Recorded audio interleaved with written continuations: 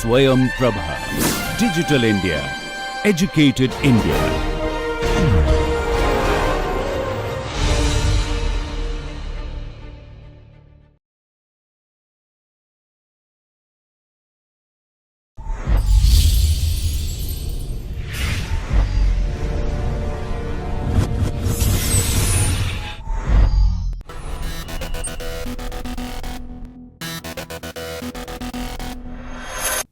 Today we will look at language, cognition and computers together.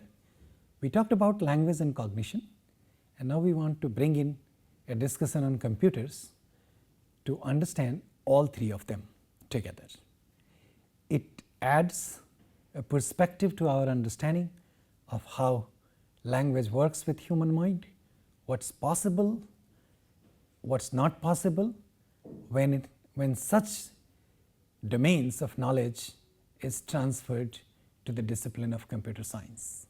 When we try to understand computers and functioning of computers in the domains of language and the perspective from language, there are certain things that are considered breakthroughs and there are certain things which are not possible so far.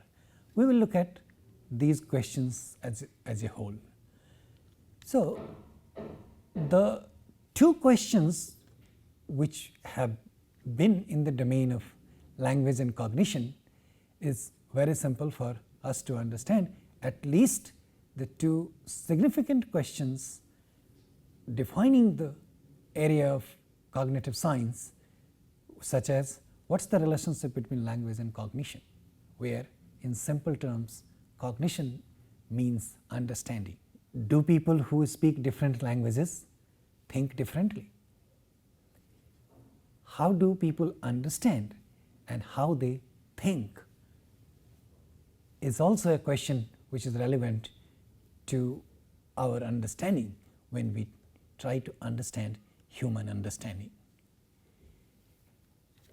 In the study of these two questions, there comes a development which is known as understanding of machines, very sophisticated machines which are known as computers.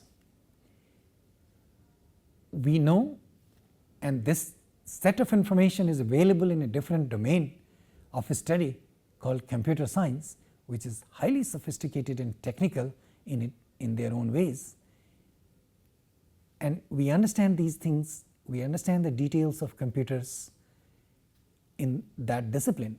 However, when it comes to language, there is an overlap between the two, and we will try to understand the connection between language and computers and things that computers can do or cannot do in the domains of language.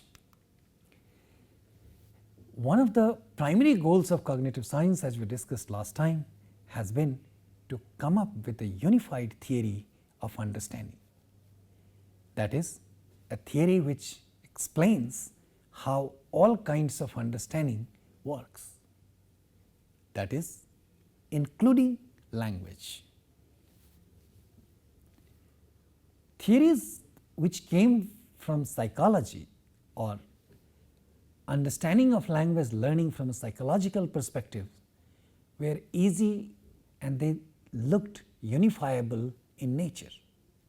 The theory which talked about stimulus response, that is, the response in terms of learning, in terms of output, is connected with stimulus, that is input, and the role of human mind was not underlined in such a theory, was considered to be very simple for unifying it, that is language learning, with other kinds of learning like dancing and singing and swimming.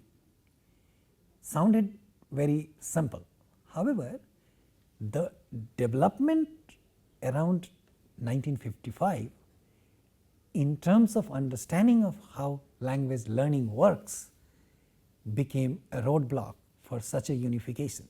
That was the time when a whole set of propositions came up and a new theory was proposed in the domain of language learning, about language learning. This was known as innateness hypothesis or mentalist theory. It focused primarily or on the primacy of functions and operations where human mind was involved, and with substantial evidence which were responsible for language learning, with the role of human mind in it, when such a proposal came up, it became increasingly difficult to unify the two types of learning, that is language on one side and other things like swimming, dancing, singing, biking, riding, flying, etc. Therefore, we have seen that there are two patterns that exist in cognitive science, where we look at one as general purpose cognition, which solves issues about the other kinds of learning like singing, dancing, swimming and so on, whereas language learning in the domain of cognitive science is known as special purpose cognition. Many cognitive scientists would still try, for the simplicity of the goal and the goal of the discipline, to unify the two things to come up with one theory. This is a nice goal to pursue. However, challenges exist in terms of understanding of human language and learning of human language, learning of natural language. By human language we mean natural language. Then the question is, what are those difficulties and how can those difficulties be resolved, and do we have a solution from other disciplines? There was another set of development around the same time, which is known as artificial intelligence. It, in the simplest possible term, though it's hard to simplify the notion of artificial intelligence, but I'll try my best in the simple possible terms. What artificial intelligence has to say, artificial intelligence is about computer programs, computer algorithm. With the help of artificial language, computer scientists develop computer algorithm, and with the use of such algorithm, they try to come up with the model, or they try to model learning, and such a model works for many types of learnings. And this was an attempt to made, this attempt was made also for the purpose of modeling language learning. It was right here where difficulties were encountered, and cognitive scientists came up with the idea that there are difficulties modeling natural language through the algorithms of artificial intelligence. Artificial intelligence was also part of the discipline of computer science. Then the role of computer science in modeling language, and for computer science there were challenges from the area of language learning. This also was taken up by cognitive scientists in collaborations with all other disciplines. So,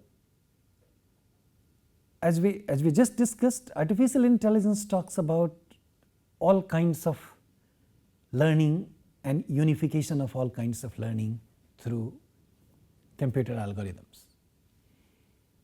There was another development which is termed as connectionism in the domain of cognitive science, and has input from the study of neurons in biology. The development was like set of neurons being dedicated to different kinds of activities, and each neuron being connected with complex network of neurons. These are fiber tracts, and these neurons are connected with one another to transfer information. And a set of neurons are dedicated to different activities. This led to the understanding of complex parallel processing. This also had implications for us to understand how and why human mind can do many things at a time. Now, all these things put together, if we try to understand the interface with computers and language, there is yet another discipline which is known as computational linguistics. And the goal of the computational linguistics is to help model or help. The goal of the computational linguistics is to help model natural languages using computer programs. So, computational linguists study natural languages. This is one of the important things for us to understand. In the domain of computational linguistics, the use of computers is for understanding and studying natural language. It is, by natural languages again we mean Hindi, English, Tamil, Telugu, etc. And at this point we can see natural languages are the ones that we speak, are human languages, and there are machine languages like Fortran, C++, C++ or Java. These are also known as artificial languages because these languages are used to make machines communicate with one another. So, to clarify this thing again, the computational linguistics refers to a discipline which uses computers to understand, study natural languages and not computer languages, not machine languages. That's also a type of language which is studied in a different branch of computer science.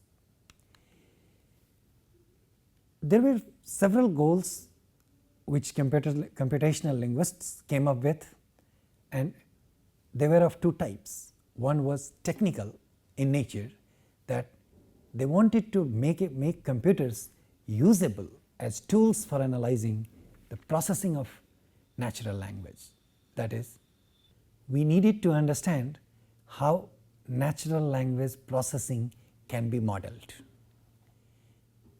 So, to make computers usable for such a purpose was one of the goals.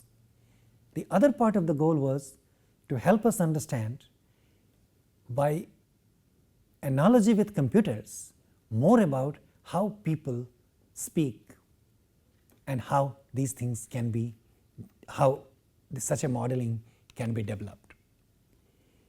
By now, there has been a lot of advances in the discipline of computational linguistics. There are a lot of breakthroughs in the field of computational linguistics. With the help of computers as tools and trying to understand natural languages, we have come up with so many things. We will list a few here for the purpose of understanding some of the breakthroughs in the field of computational linguistics. Now we understand the interface between natural language and software. That is one of the primary breakthroughs that came up long ago. Information extraction and data mining is another breakthrough. Examples are like we can talk about one example, such as machines can help us understand, help us find some specific information from large set of data. This is one of the fields which is known as data mining, and I am only giving you a simplistic understanding of information extraction and data mining, which is one of the breakthroughs in computer science. Machine translations is yet another breakthrough.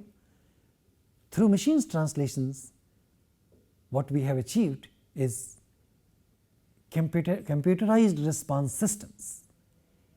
We can talk to machines by understanding how computational models work and how natural language processing can be modeled, and translating it with implementing such models with machines, we can help yet smarter machines come up with translations, automatic translations, and also this includes translating electrical signals into natural languages. There are some challenges which it still needs to resolve and need to come up with. See, one of the major goals in understanding and developing machines like computers is to come up with a machine which functions like human mind.